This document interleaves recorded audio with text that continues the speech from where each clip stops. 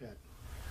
That one is probably the easiest one to answer. It was certainly the founding and the first meeting that we had of Troop 173, founded 3 years ago. And that one is easily the most memorable in my scouting career. Walking up to the Tooth of Time in 1975, watching the sunrise come up over the Tooth of Time, as is the time-honored Philmont tradition. And certainly that one was number 2, and I was thinking of both of them. The first one was when I first volunteered for scouting back in 1988 as Assistant Scoutmaster of Troop 613. The Scoutmaster at that time was a Mr. George Smith. And I'll never forget the words that George told me. And that was that you have to look on the Scouts as the shareholders in this organization. You merely are CX type officers in a functional organization, and you serve at the behest of those shareholders. The second most influential person was my predecessor as Little Econ District Advancement Chair, and that was Jerry Neff. Jerry Neff took me under his wing in the District Advancement Unit within Little Econ District. I was lucky enough to take over in his shoes. He taught me extremely well, and so district advancement, or advancement as a whole in Little Econ District, has continued, luckily, to percolate and keep on going.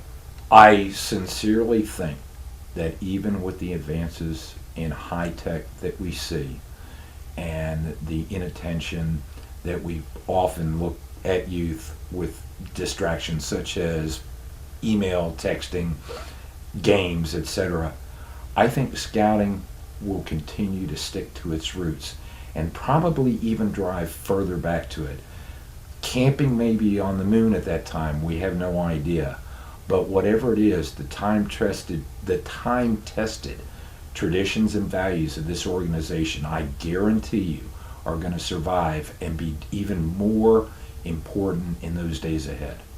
I truly believe that the scouts that I have within Troop 173 and the other scouts that I have led will probably say, Mr. Larkin is nothing more than a big kid. If you treat him that way, you'll be fine. If you try and treat him like an adult, he doesn't probably know how to handle it. I can tell you that when the phone rang with my district commissioner on the other end telling me that I had received the Silver Beaver, my heart literally raced, my breath stopped. It is a huge award. I didn't work actively toward it, and so from that, not expecting it, not thinking that it was going to come, doing my job, that made it even more the worthwhile.